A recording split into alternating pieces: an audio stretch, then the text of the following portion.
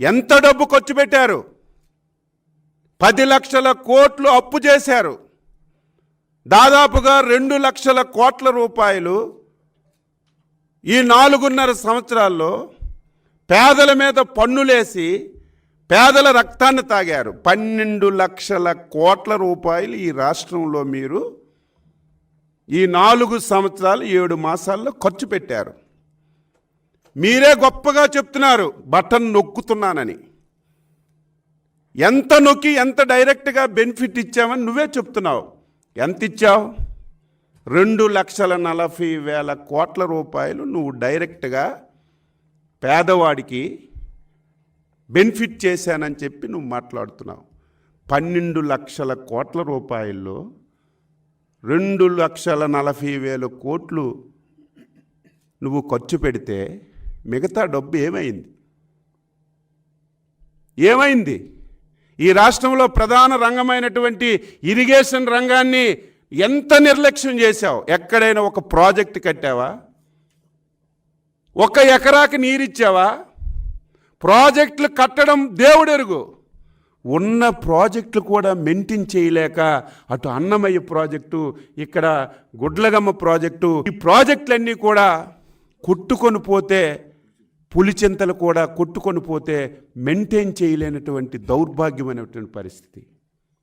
ఈ రాష్ట్రానికి జీవనాడి, మనందరి ఆశల జ్యోతి పోలవరం ప్రాజెక్టు 74% పూర్తి చేశాం.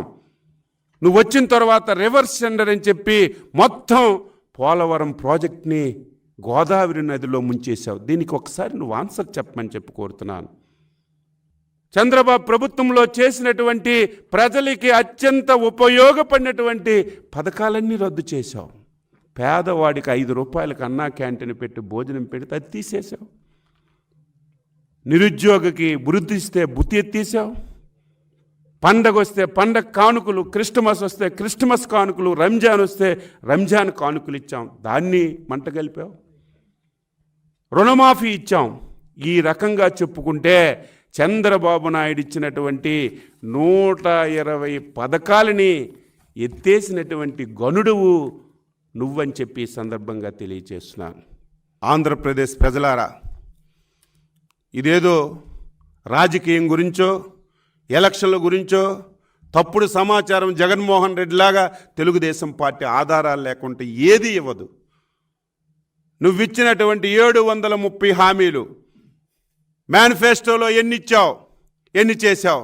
ఎంత తెలివైన వాడంటే 730 హామీలు ఇచ్చాడు.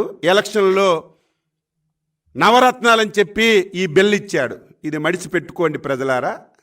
ఈ బిల్ల చూపించి ఇది నాకు ఒక బైబిలు, ఈ బిల్లను చూడండి, ఇందులో ఇవే హామీలు ఇచ్చానని చెప్పి ఈ బిల్లను చూపించి మడిచిపెట్టుకోండి ప్రజలారని మన చెవిట్లో పువ్వులు పెడుతున్నాడు. కాదని చెప్పు, నీకు ధైర్యం ఉంటే ఈ బుక్ అందుబాటులో పెడతాం, ఒకసారి చదువు.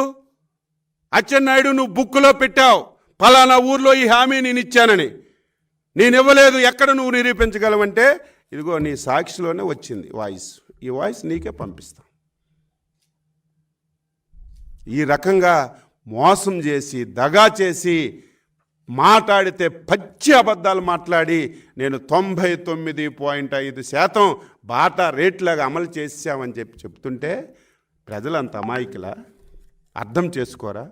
అయినా సరే ఒకసారి ప్రజలకి తెలియచేయాలనే ఉద్దేశంతో ఈ బుక్లెట్ రిలీజ్ చేశామని చెప్పి ఈ సందర్భంగా తెలియచేస్తూ సాక్షి పేపర్లో ఈ 730 హామీలు ఇచ్చినటువంటి క్లిప్పింగ్లు కూడా ఉన్నాయి. ఒక బుక్లెట్ సపరేట్గా చేసేమన్నా మీకు ఇస్తాం.